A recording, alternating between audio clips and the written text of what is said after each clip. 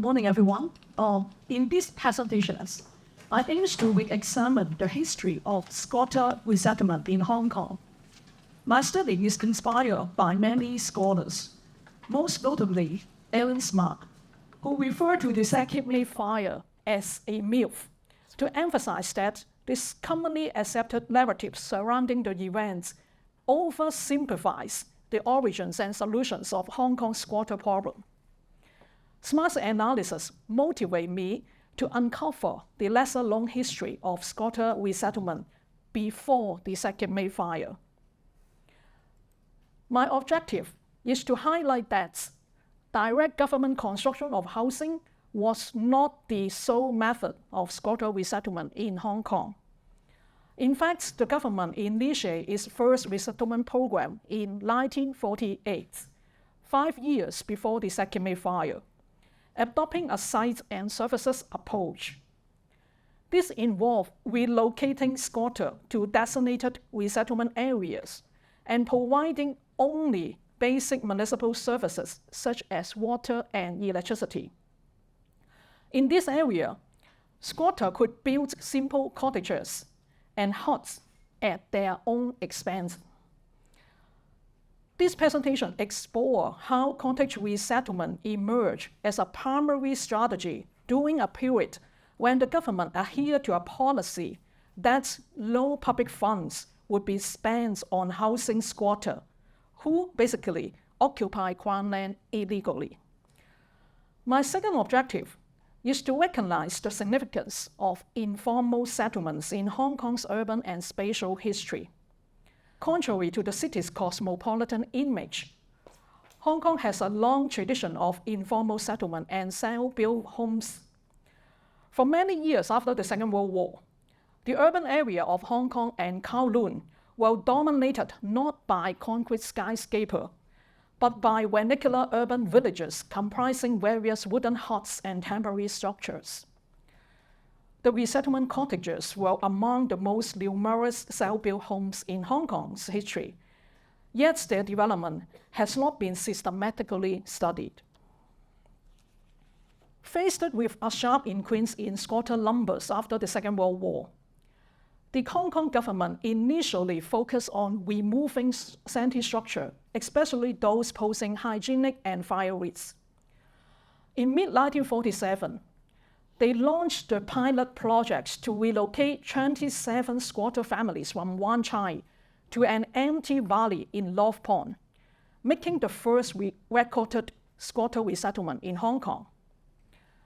The resettled family, after obtaining approval from the medical department, were permitted to build their own huts without any residency screening or construction standards.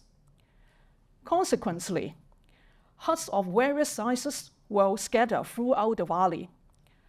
The government provided a water standpipe, latrines, and drainage via a lola. The valley gradually evolved into a vibrant urban village, named Healthy Village by the settler themselves due to its association with the medical department. The settler formed a self-governing committee and worked with the authority to build roads, a market, a school, a playground, and other amenities.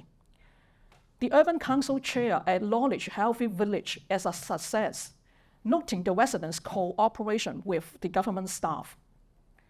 But despite this success, smooth relocation like Healthy Village were rare. Squatter clearance often met violent resistance, such as the January 1948 clash in Kowloon Water City. The Kowloon City incident highlighted the political sensitivity of squatter clearance and the need for a systematic resettlement approach.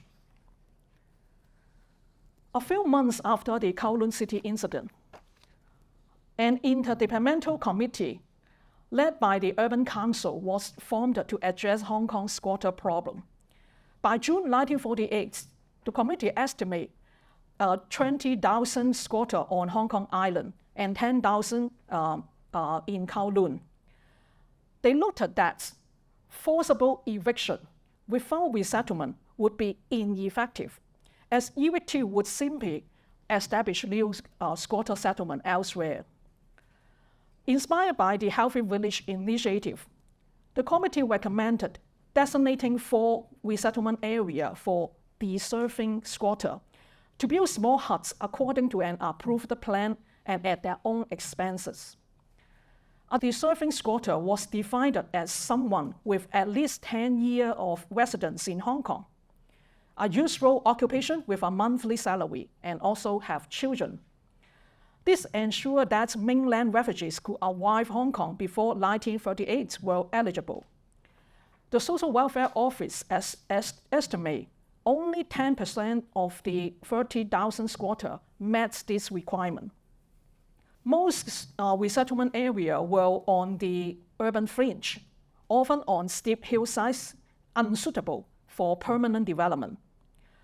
Resettler has to build huts following a prescribed design, with size restricted to 13 by 13 feet and brick kitchens to minimize the fire risk. The government emphasized that the resettlement program was not a reward for squatters, considering they are lawbreakers. Government spending was limited to forming the terraces along the hill, building road, drainage, public legends, and also installing public lighting and water standpipe to ensure a tolerable living conditions. Early resettlement areas are essentially informal housing community self-built by the settlers. The 1948 policy was rigorously pursued, and in 2 years, 40,000 squatters were resettled. The government was optimistic about relocating all squatters in designated areas soon. Unfortunately, the progress of squatter resettlement was interrupted in late 1949 when the Chinese Civil War drove tens of thousands of refugees into Hong Kong, raising the populations to 2.36 million by April 1950. And consequently, the city's squatter population vastly increased about 10 times to an at least 300,000 by November 1950. The proliferation of squatter area posed a significant fire hazard. In January 1950, a devastating fire in Kowloon City left over 20,000 people homeless. The fire was so disastrous that it inspired a movie featuring Zhang Ying and Mu Yi.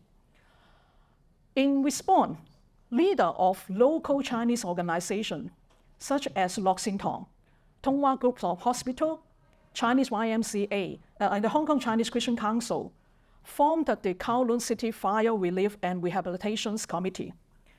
They realized that housing was the best aid for fire victims and requested land in Ho Man Tin Valley from the government to develop a resettlement village. Opened in May 1950, Ho Man Tin New Village was divided into 7 sections on either side of Pui Ching Road, now the site of the Housing Department headquarters and Metropolitan University. The committee built numerous linear blocks with sand bricks, providing 153 dwellings for 240 families. Each rents at 50 Hong Kong dollars per month. Each dwelling measured 10 by 25 feet and had electricity. Public water standpipe, wells and latrine buildings were strategically planted throughout the village. The committee also established a school, 2 markets, and 21 shops. Acting colonial secretary Wong Lo Westin Toh praised the village as a remarkable effort by public-spirited Chinese citizens and organizations, noting it was achieved with minimum government assistance. The success of Ho Man Tin New Village highlights the potential for organized resettlement with the support of an NGO. In response to the sharp increase in the squatter population since 1949, the government appointed James Whitfield, then Deputy Social Welfare Officer, to find sufficient land for resettlement. Whitfield proposed 2 types of resettlement area: approved area and tolerated areas. Approved area requires settlers to build cottages with fire-resistant material and meet minimum structural standards. And this area were usually small but conveniently located. To expedite resettlement, the government appointed a field contractor to build standard type cottage of various size, costing between $1,200 to $3,000. Each family would need to pay $5 monthly to occupy a site in the approved areas. This line shows a receipt for the purchase of a cottage in Gongmen village in the Mount Davis resettlement area in 1953. The settler paid $2,200 to the contractor to erect a Type B cottage for 6 occupants. Here is an image of what the cottage in Gongmen village looked like before it was demolished in 2001.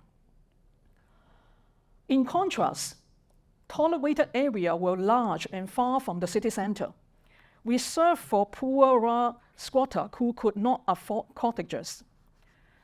There was no housing restriction, and a small monthly fee of only $1 was charged for site occupants. Chinese newspapers refer to our resettlement village in approved area as Waishan Chun, and those in tolerated area as Fukhing Chun, though this name were not used officially. Approved area village often include the Chinese character of Man in their names, and as you can see from the table, some of the village with the first character of the name can form the word 衛生治安教育公正. And for the village in the tolerated area, they usually has the name Wa in the village name. Urban Council Chair Kenneth Barnett emphasized that squatter resettlement was not a reward for lawbreaker, and that's the cost of preparing and administrating the resettlement area must be recovered from the squatter. In this report written by him under the subtitle Low Easy Life, he emphasized, life in the settlement will at first be pretty tough. Government will police them, remove refuge and light soil, and do its best to keep down fires and mosquito and parade dogs. There will be water, but it will be strictly rationed. In some places, 2 gallons are had daily. It is hoped, but cannot yet be promised, to establish schools and clinics in the biggest isolated areas. But this will all take time and money. The minor amenity that makes so much difference to life will have to be provided by the settler themselves. Despite the government's effort, many squatters refused resettlement due to the high cost of the cottage in approved area and the remote location of this tolerated area. And the government soon realized that the most pressing need for most squatters was for cottages that could be rented at a reasonable price or purchased on easy terms. However, the government could not undertake the task of building affordable cottages for all settlers, as this would create an obligation to build for everyone. To address this challenge, a group of businessmen and professionals in Hong Kong proposed forming a non-profit organizations to build low-cost cottages.